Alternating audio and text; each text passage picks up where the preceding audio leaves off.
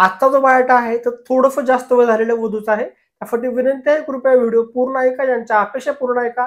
आणि तुम्ही स्वतः किंवा तुमचा कोणताही मित्र जर काही अपेक्षित बसत असेल तर आठवणीने त्याला हा व्हिडिओ शेअर करा आणि त्याचं लगेच जोडण्यासाठी सहकार्य करा.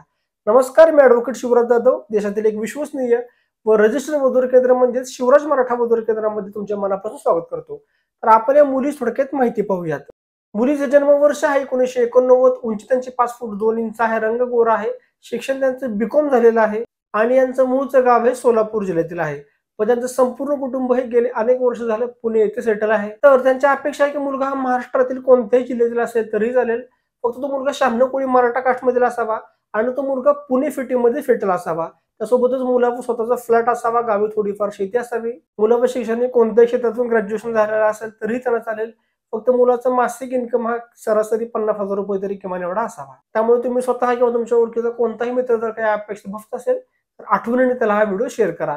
आणि अशाच प्रकारे 96 कोळी मराठा कास्टमधील वधूवरांची सळी पाहण्यासाठी आत्ताच आपल्या चॅनलला फॉलो करा.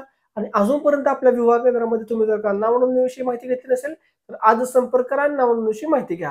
तर पुन्हा भेटूयात एका नवीन व्हिडिओमध्ये, तोपर्यंत रजा घेतो. धन्यवाद. जय शिवराय.